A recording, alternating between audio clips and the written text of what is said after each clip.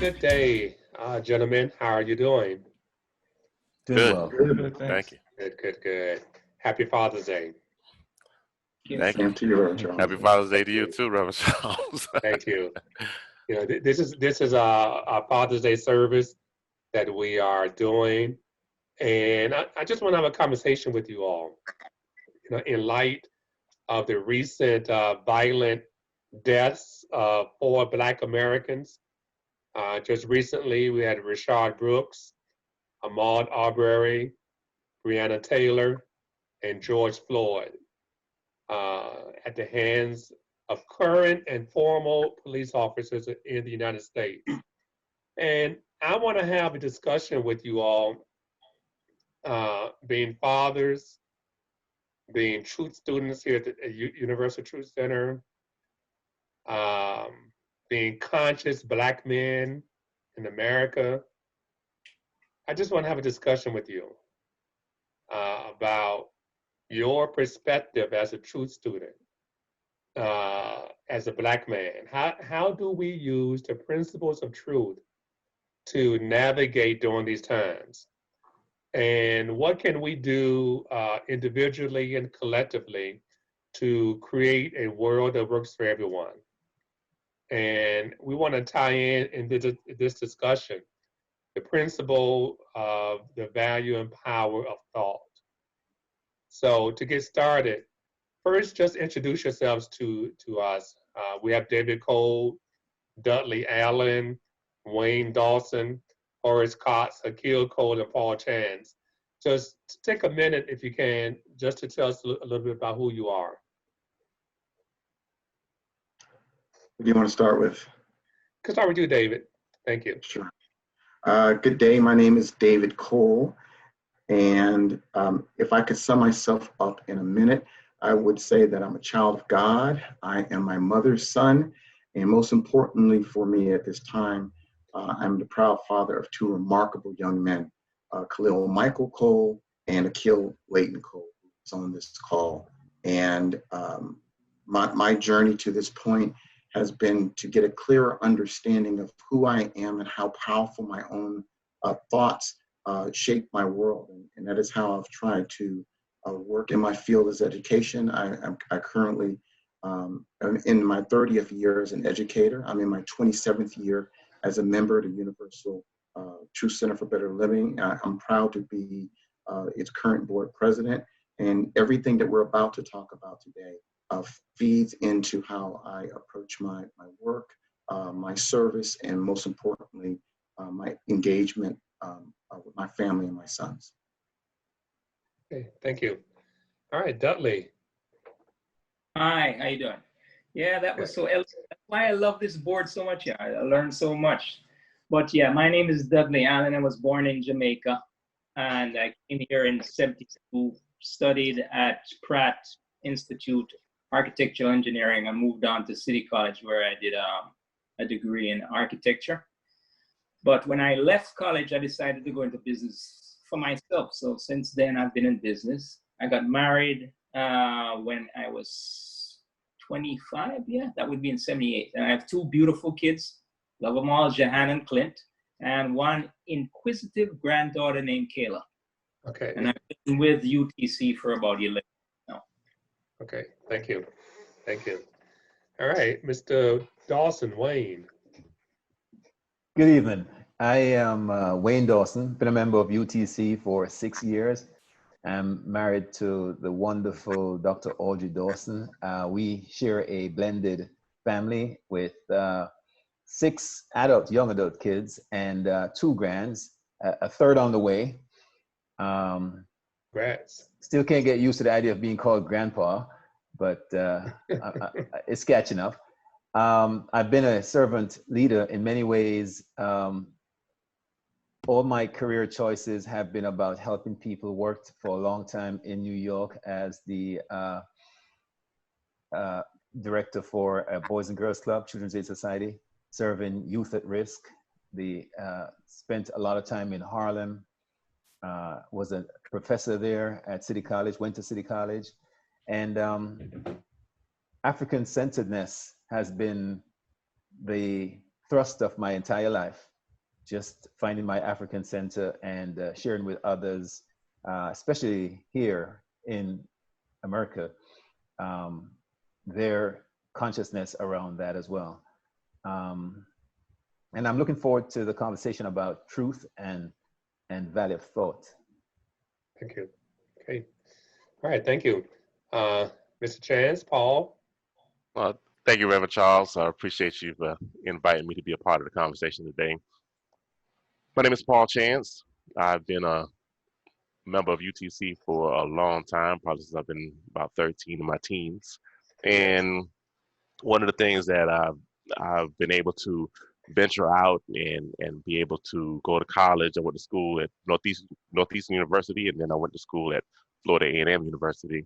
And I was able to come back to UTC and really kind of dive into the truth. I had so many questions just about what is this about? I mean, I was in it when I was 13, but now as an adult, I came in really ready to learn and really kind of open and receptive to the message, and really had really good questions this time around to kind of figure out where I was going to go and how I was going about life. And I was able to get married. I'm married to Renee Chance, and also we have a beautiful son. His name is Alexander Boaz Chance, and the middle name comes from scripture, but it really comes from me understanding some of the scripture as well. So I'm here, happy to be here today, and I'm ready to talk about and discuss with my other fellow brothers about current topics. Thank you. And Mr. Cole. Well, first, thanks for having me, Reverend Charles. It's Thank really you. nice to be with a group of Black men, honestly. You know, there's a certain understanding and perspective that I value in being a Black man. As someone that just graduated high school and someone that's entering college, I guess this is a point in my life where I'm largely defining myself. And of course, that's a journey that doesn't end at any point in your life. But this especially is a turning point for me and what I value. So the current happenings have dealt a very big blow to me. But, you know, with my background in self-reflection that I learned a lot through UTC, I've been managing. But more than managing, I've been trying to transform my emotions into action. So I definitely want to share that perspective. Great. Look forward to it. All right, thank you. And so did we get wait a minute, Horace Laws? Seems he was here. Okay. He was here, he just dropped off. Okay. All right, so we're going to move on to the next question for our discussion. So today we are focusing on principles for better living. The principle that we are mainly focusing on is the value and power of thought. So your understanding of that principle, how have you used that principle to better yourself as a man? Anyone can jump in. I'll jump in. My father, Untitled Lee Cole Sr., was born 100 years ago this year. And when he transitioned in 2010, there was a truth that I spoke upon his eulogy, which is on the day that he was born, a white woman couldn't vote in this country. And on the day that he died, a Black man was the president. And those realities did not just take place for wishful thinking. My father used to often say to me that a man is the master of himself. And what I thought that used to mean was that he mastered his emotions, he mastered his thoughts, he mastered his relationships, he handled his money, mastered that. But learning truth principles, especially about the actual power of thought, what I understand now is that a man is someone who lives in mastery of his thoughts, of his emotions, lives in mastery in his relationships, lives in mastery as he makes decisions about his resources. And so that's not dependent on circumstances, not dependent on age. It's dependent on state, that thought manifests everything. The entire world in which we live, all of the relationships that we have, all the dynamics that we experience as individuals and as a society all come from the aggregate manifestation of what we decide to believe, what we decide to say, and what we decide to act on. And then that tells me how powerful I am, how powerful you are, and how powerful we are, because if we can get in line with those thoughts, then they align our words, our actions, our habit, and of course, our destiny. So the idea of being a quote unquote man to me is a person that has aligned his being with his thoughts. And that definition is mastery, and that's power, and that's agency. Great, great. Thank you. I appreciate that, David. Who else want to jump in? Yeah, Paul? yeah, I Go want to ahead. jump in real quick.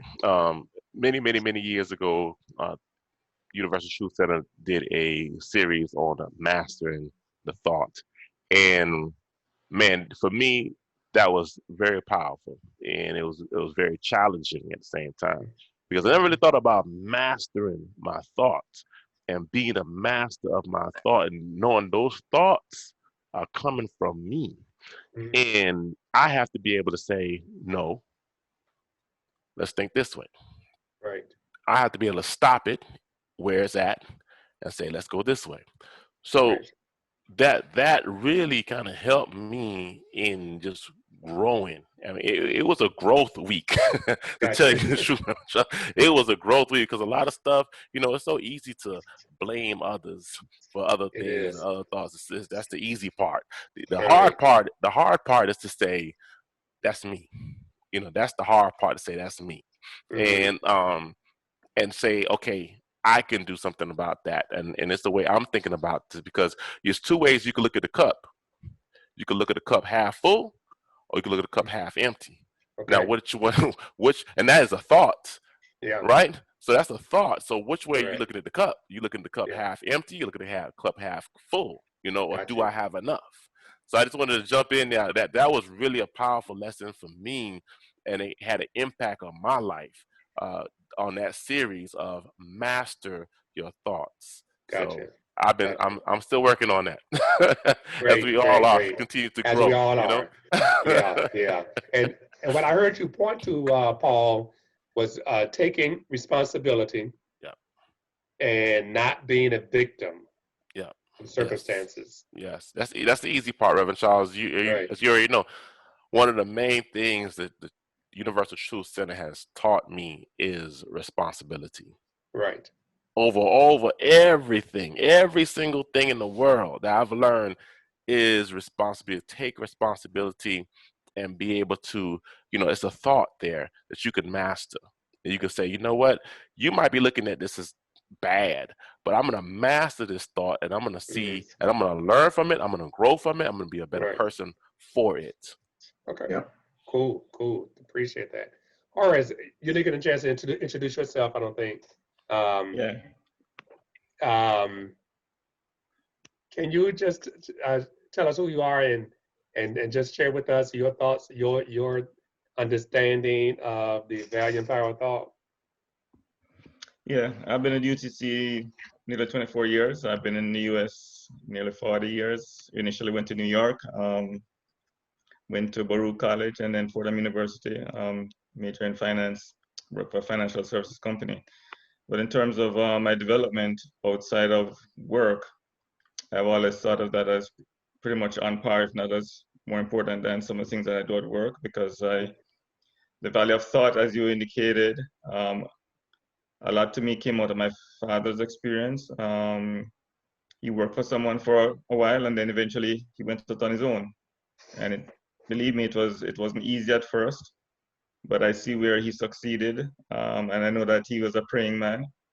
And so when I think of thought in terms of today's events, I look at the pandemic has given us an opportunity for stepping back and mastering our thoughts, because we see a lot going on right now that it makes you angry, to be honest with Hmm. you, because you see the injustices that are happening, and your initial thoughts are anger. And Right. sometimes you got to step back and think, well, what is it that I can learn from this experience as a father of 2 kids, one is a young black teenager, you're always concerned, about when going on the street, what happens. And even though you try to provide some direction, there is a concern because you can see that a young man was running in a neighborhood. I run sometimes in the neighborhood, and you never expect that, someone may just come for whatever reason, and for their own thinking or thoughts, they have their own predisposition. So you got to be thoughtful at the same time, and rather than quick to judgment, because I know my thoughts rapidly happen sometimes. Yeah. And then I got to step back afterwards and say, oh, hold on, let me think this through. So there is a lot of value in UTC in terms of thinking and where we evolved from. And just working on the board and some of the folks there, it helps you in terms of your spiritual development, going to the silence and actually doing that type of work on yourself. Correct. So you mentioned going into the silence, and that points to another one of our principles, which is practicing the presence, with prayer, meditation, silence, and solitude. So that's good. So we can use the practicing of the presence of God to help us in mastering our thoughts, if you will. Right. Yeah. We get up in the morning, like for me, it's in the morning before I get out of bed, that I try to be in the silence at that time. I find out going to bed at night, I fall asleep, so that doesn't work very well.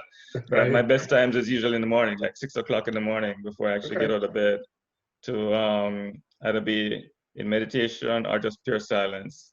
Right. And I think that's where you get evolving. And like I said, this pandemic has given the opportunity, because I'm at home most of the time, to really evaluate and think things through. Cool. Great. All right. Who else want to jump in there and just share with us about your use to the value empowering thought and how it has helped you to be better as a man? So my dad was a general contractor, and I watched him literally put on paper the thinking of the home that he wanted us to live in. By the time I was 16, I'd probably moved to about as many as 16 houses. I lived, sometimes we moved twice or 3 times in a year. My father, so those days they had blueprints. And so he would draw the concept of the next home we wanted. And, he didn't believe in what they call in Jamaica trusting. He didn't believe in getting stuff that he couldn't afford. So he bought each house by selling the one we lived in before cash. So we would move up. But the idea that he saw something that didn't exist, created it here, and put it on paper, which is what we teach about goal manifestation, and then brought it into being and did it again and again and again, made it very real, was powerful for me. And I realized at an early age that if you can perceive it, and if you can conceive it, make it pregnant within your mind and believe in it, you can achieve it. And then, so I've lived my life on that principle. And recently, as proof to this being true, several years ago, I was very stressed out, had a very bad relationship and a job that I didn't want to, I was transitioning work and I didn't like it. And I took a long bus trip and wound up with a DVT, a blood clot. And when I went to my doctor, who was sort of an alternate doctor, he said to me, you have, because you feel stuck in the way that you're living, you have manifested that in the way of a physical ailment as a clot. Wow. You're not flowing. And I could go on with that story, but that for me was really one of the things that proved the importance of thought. So I've spent my entire life, especially my adult life, trying to raise my consciousness by thinking about my next step, my next level, and oftentimes writing it down. This is one of the reasons why I have a surface, because I think I engage a lot in writing more so than even Gotcha. typing. And Gotcha. so for me, that's been the principle that I've shared with others as well as I live. Great. So you what you pointed to, Wayne, is how we can impress our desires on our mind and our heart before we see it manifested in the outer. So that's a very important process to engage in. Yeah. And that works for both positive as well as negative. Okay. Yeah. Cool. All right, good. So Dudley, you are a very successful businessman. How have you used the value and power of thought to enable you to be successful in your business? So the power of thought reminds me, to think the right, positive and loving thoughts, because thoughts, do manifest in your life and affairs, which it has done in mine. Right. I've been fortunate to be self-employed from college to present day, and these principles, especially in the last few years when I left New York, I lost, half of my wealth. I came here, studied the principles that you taught in church, and I've been very thankful, especially to the late Reverend Lottie, who brought me into the prayer group at UTC and helped me to move forward. So it's a godsend, UTC. Great. Thank you. And Akil, you've been successful as a student, and I'm sure that you have engaged with these principles as a student. So just share with us a little bit how these principles, especially the value and power of thought, have supported you in being successful as a student. Well, a lot when you ask that question, the first thing that comes to mind is like academics and like extracurriculars. But Right. I think the biggest thing I've learned that's most applicable is how I maintain my mental health. Because regardless of what I'm doing, what anyone else is doing, they're a lot less effective. They're going to be less successful, and they're going to be less happy if they aren't able to manifest positive thoughts. And I've been in many spaces throughout the past 4 years in high school where I found it difficult, if not impossible, to manifest positive thoughts.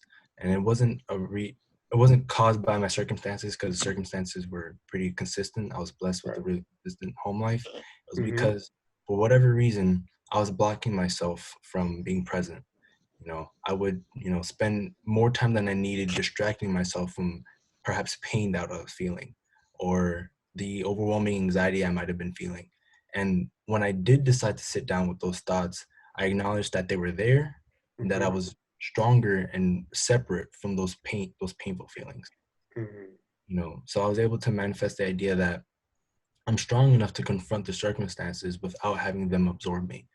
And throughout school, I found that to be the most important and most resilience building practice for myself.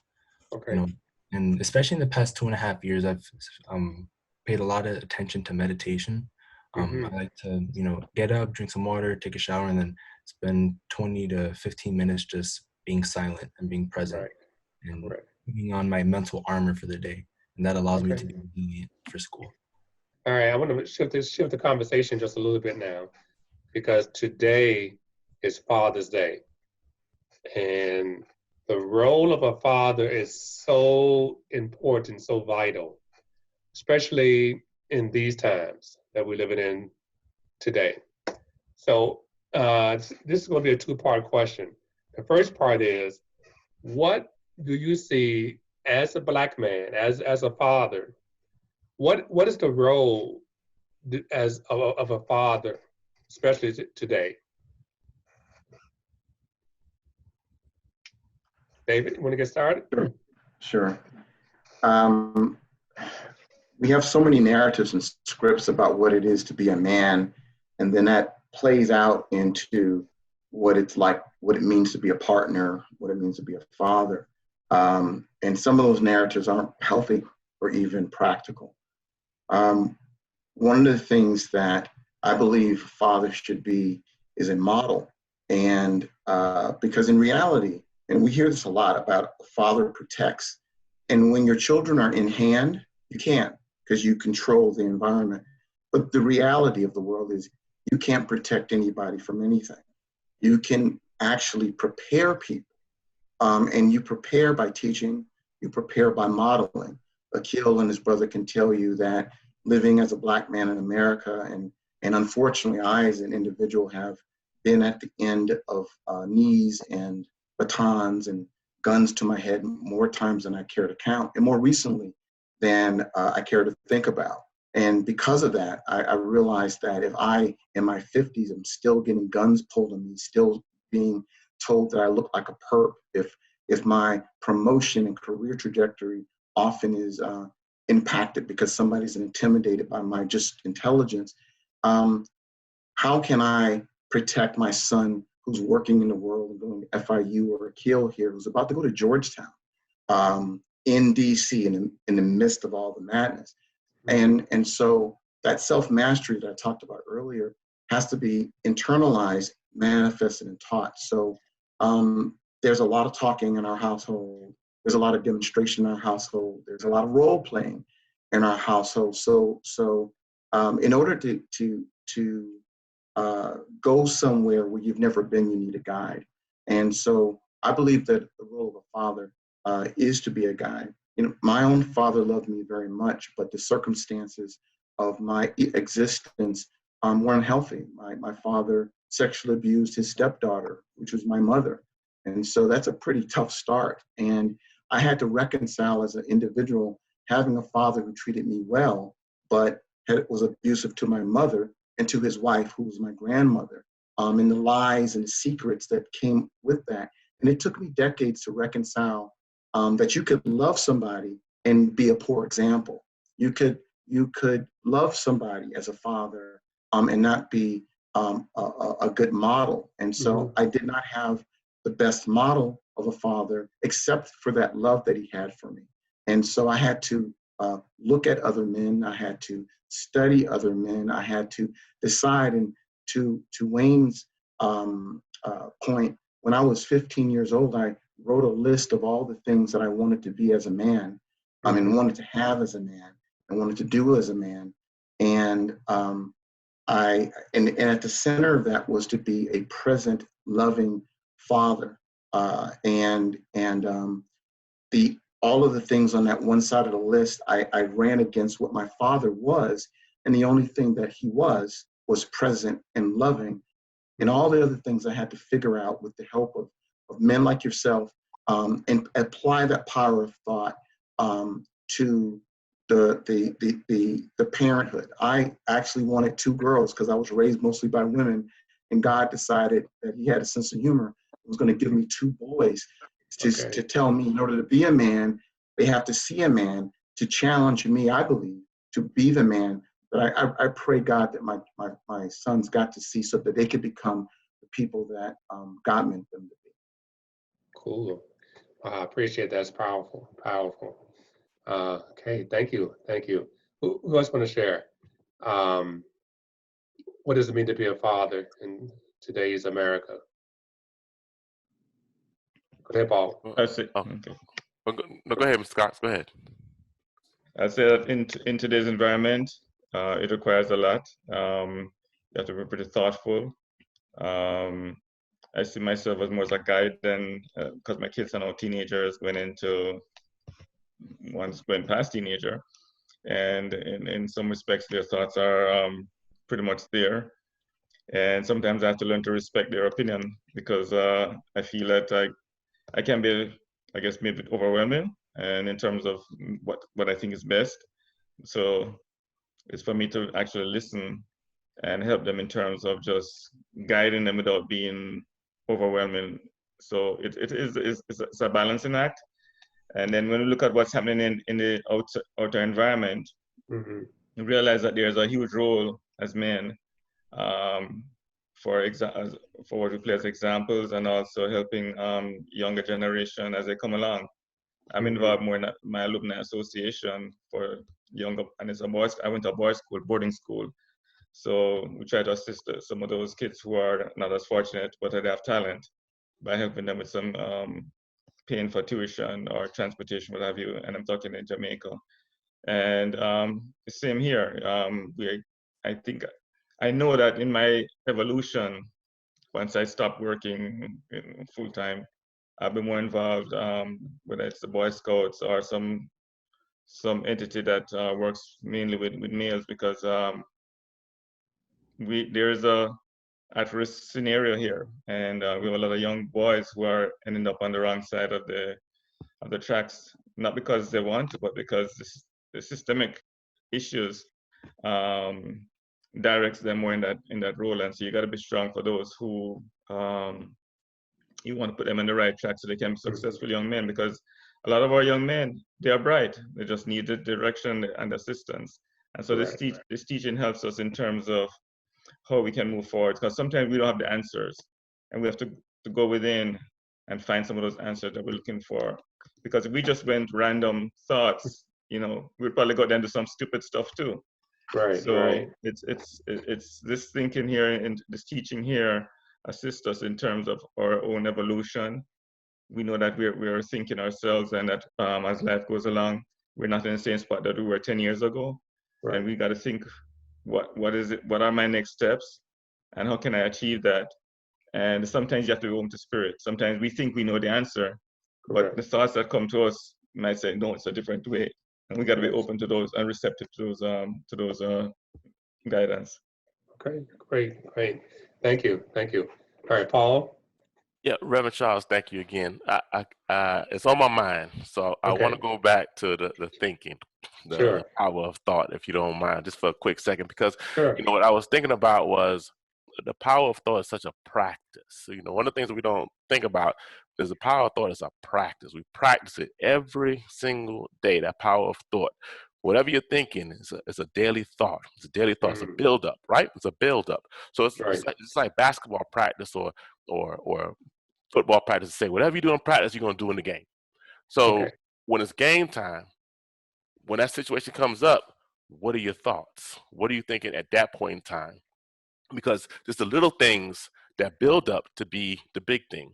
And I say that because, at one point in time, I was really thirsty. I'm still thirsty. I'm going to say one point in time. But I was really, really thirsty for the knowledge of spiritual knowledge. So I was going to the classes, taking all of the classes, doing my prayer, doing my meditation, doing everything I needed to do. Right. So this right here is a practice. Basically, what I'm telling you is I was practicing the thoughts, practicing the thoughts. So I got into a accident. Right. So I'm going to tell you real quick, Reverend Charles, the power of thought. So when I'm driving down 836, all of a sudden the car starts to spin. Right, it starts spinning. I remember, And I'm sitting there saying to myself, I got about 3 seconds to think, to have a thought. Right.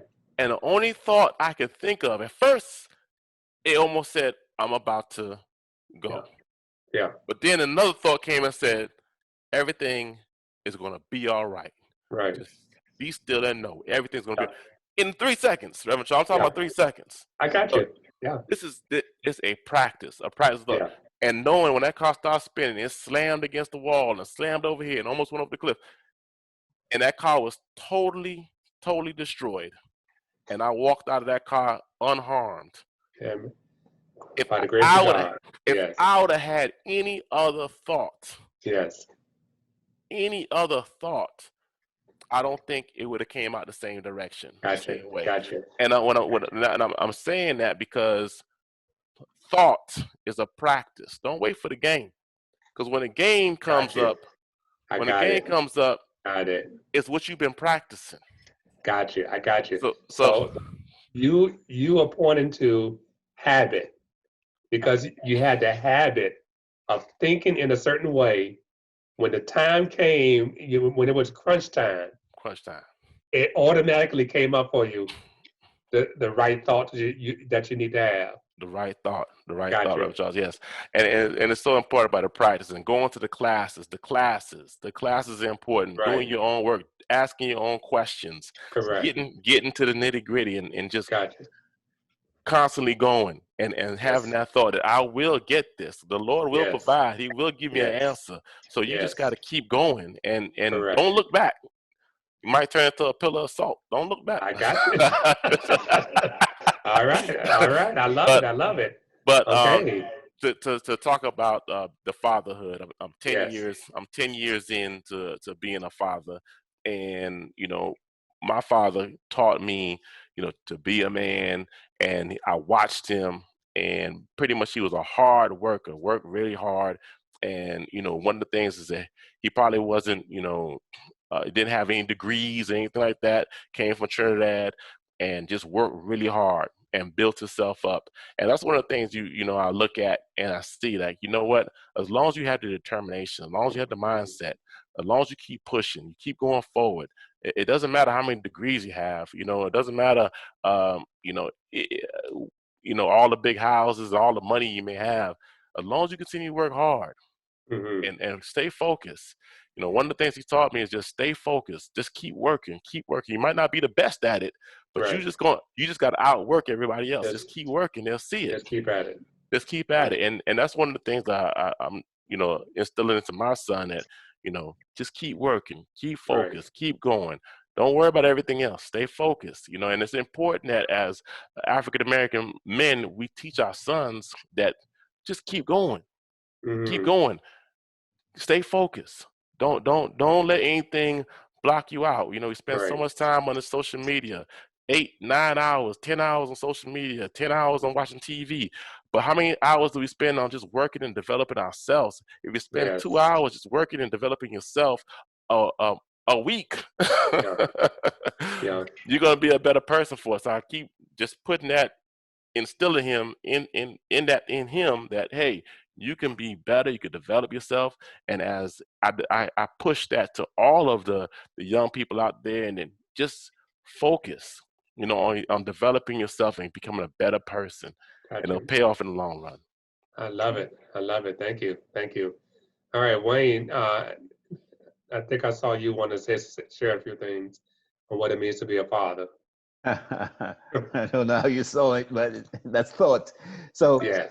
I will say that, we're dealing with the Generation Z now, the millennials. Right before that was Gen X, and the generation before that I belonged to was the belt whip generation.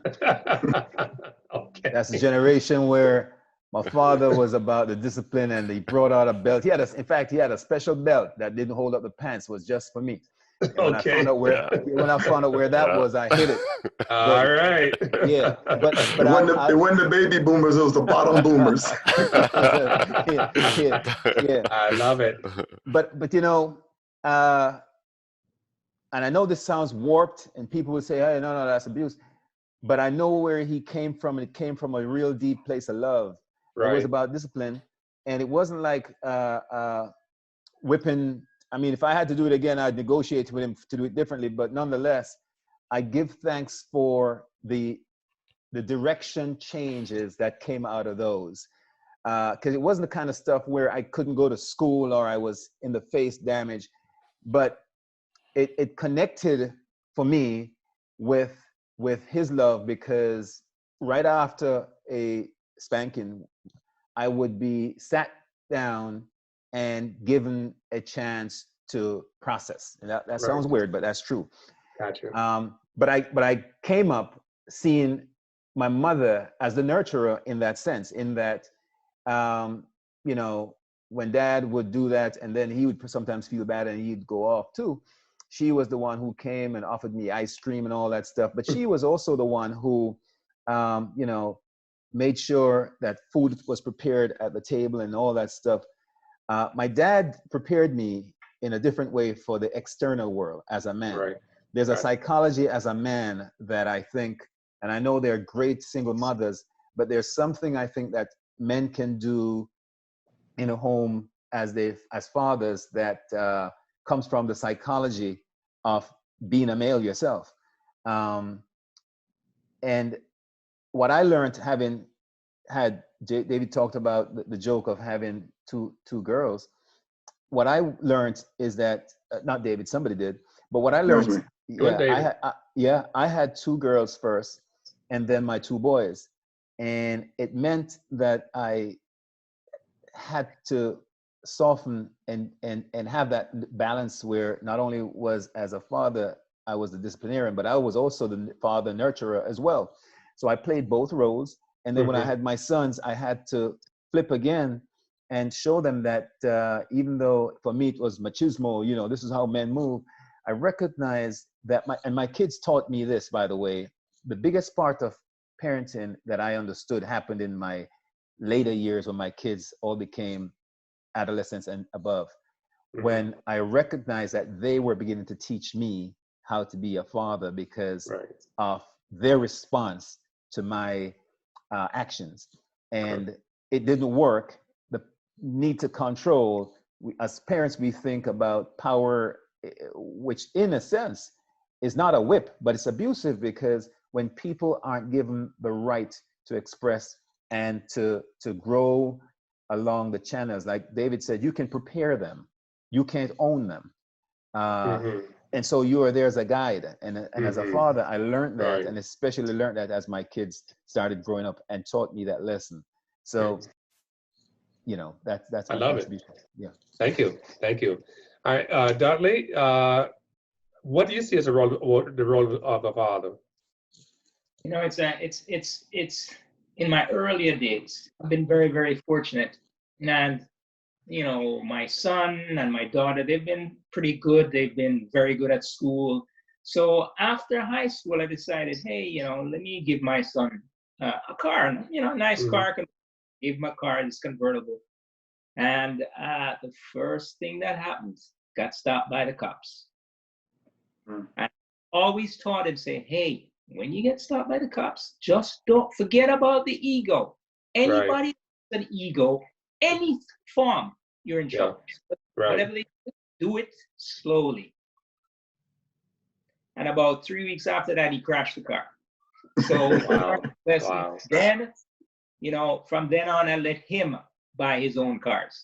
Gotcha. So in that respect, but I you know, in the last couple of weeks, we've been able to talk about those olden days. And I'm very, very proud of him. We have a dealership. He owns half of it now. I gave him half of it. And he's just been very good. Okay. It's just been a great ride. Okay, great. So one thing I heard you mention, Dudley, I'm sure all of us have had the talk with our children. I have 5 girls. They're all grown now, and I did have to talk with them when they were younger, even as girls, you know, because they're Black. And one thing that I did, I'm gonna get to you, Akil. One thing I did, because one of the things that was mentioned was a model. I model for my girls how a Black man should treat them as a woman. And one of the things I did to model that, I never laid a hand on them. Never. You know, as far as discipline. Because I did not want them to think that it's okay for a Black man, for any man, to lay a hand on them. So I never laid their hands on my daughters in any kind of way. So, but Akil, I want to get to you.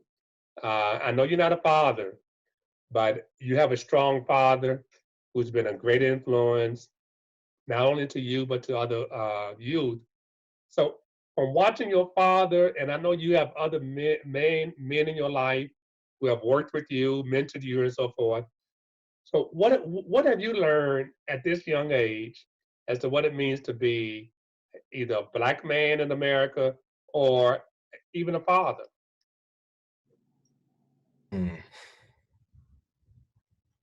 Well, I'll start with the fact that my exposure to fatherhood has in many ways been atypical, but nonetheless has been a blessing.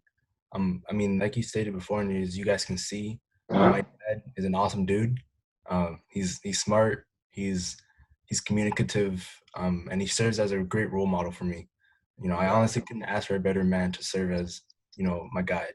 But I've also had 2 stepfathers, you know, Kevin Fannin, who also helped raise me, you know, and he showed a different style of fathership. And in my earlier years, before 4 years ago, living in the 2 households with my mom and my stepdad and my dad taught me that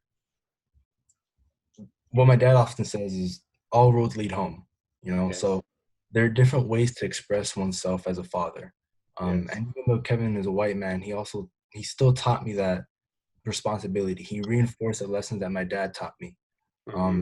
And he always taught me to be respectful to adults. He taught me that it is upon myself to take responsibility for my thoughts and actions, Mm-hmm. and to not do so would be irresponsible, and Mm-hmm. it wouldn't serve me as a man. Right.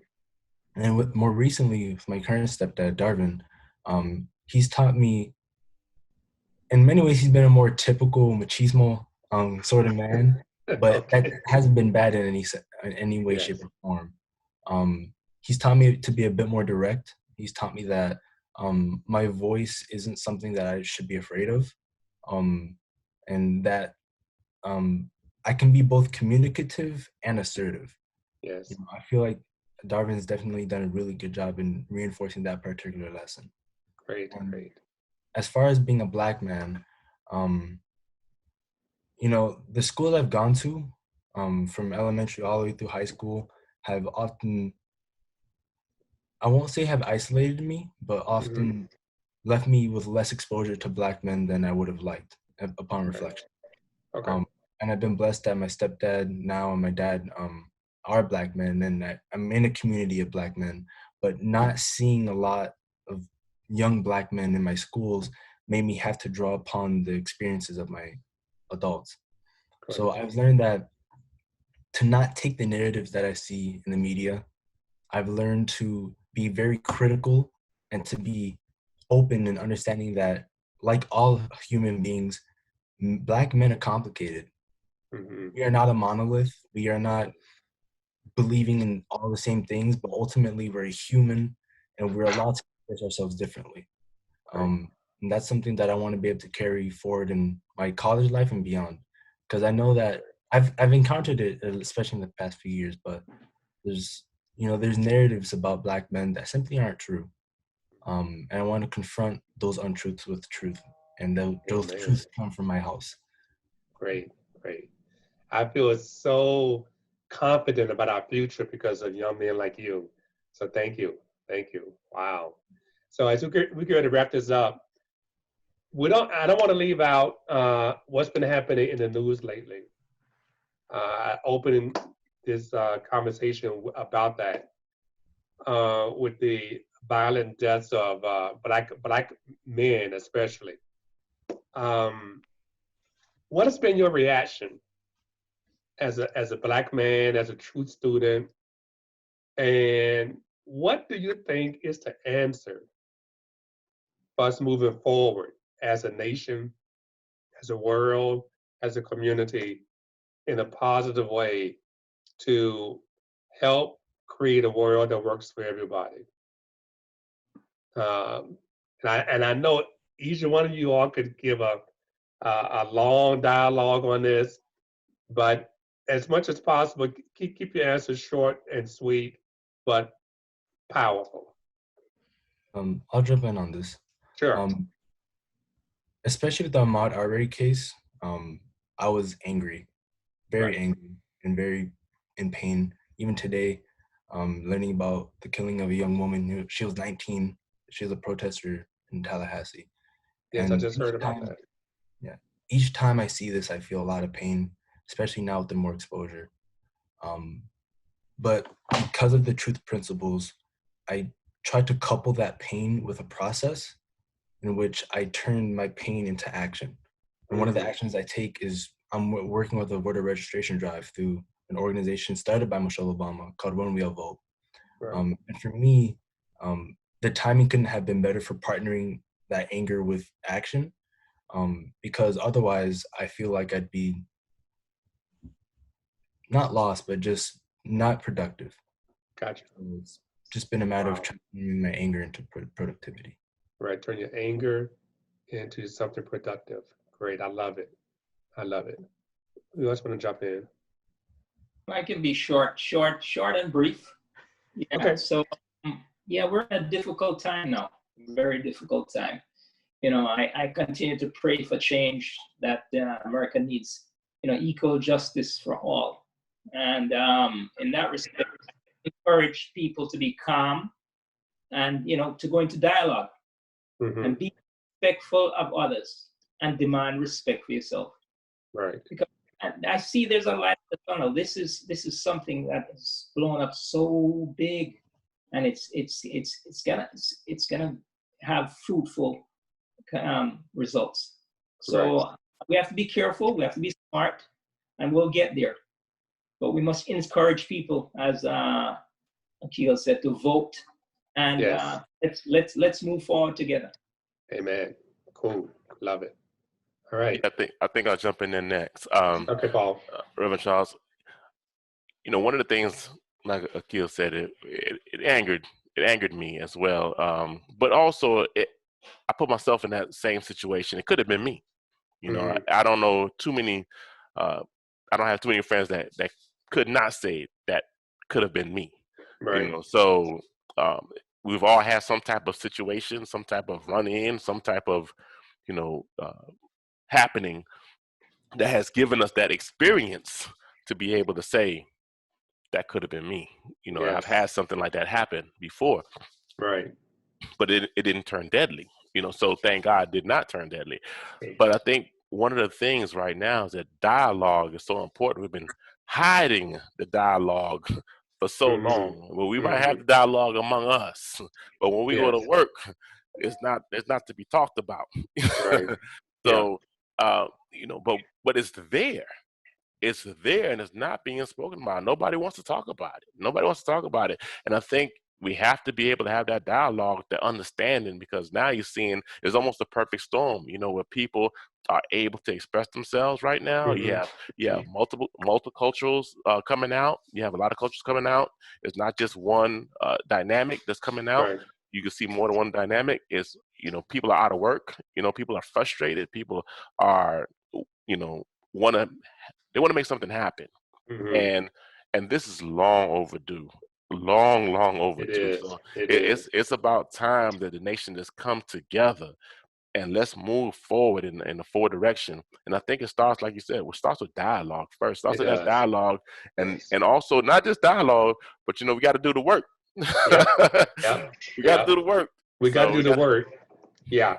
And we also got to do it, not only the outer work, like vote, change policies and so forth, but as I said last Sunday, we really, all of us, got to check ourselves and look at our thinking, because it's because of our thinking we think that we're separated from each other, and that kind of thinking has created policies and systems and institutions of separation. But it all starts with the thinking. We could change the institutions, we could change the policies, but until all of us change our thinking, we're going to continue to create policies and institutions of separation. So, Horace, your I thoughts? still, what gives me hope is that when you look at the spectrum, especially the protest, you see older people and you see a lot of young people. Right. And I think that's a good sign. It's just not happening just in the US, but it's happening in overseas in other countries. And just looking at the younger folks, that tells me that because their interaction with other people has allowed them to see people as more equally than the older generation who were in silos.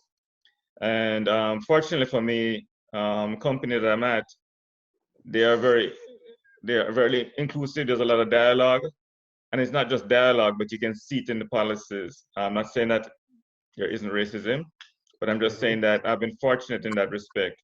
And so there are moments when you gotta take a deep breath, and there are moments when you like feel anger, but there are moments also when you see, because of the population that are out there, that there's hope, and we got to be hopeful, and at the same time, like I said, be deliberate in our actions. Right. Be deliberate where we spend our monies, be deliberate where we who we patronize, and that's been an ongoing situation. But sometimes we do things out of habit, and I think because of what's happening, it's giving us this opportunity to think more and be more deliberate in our actions and words. So I got to look at it and say there's something positive coming out of this.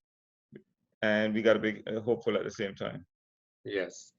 All right, we got 5 minutes. So, Wayne, 2 minutes. What are your thoughts? So let me give you 2 minutes real quickly. I think, first of all, I know a lot of people are excited by the fact that they see a lot of white folks showing up.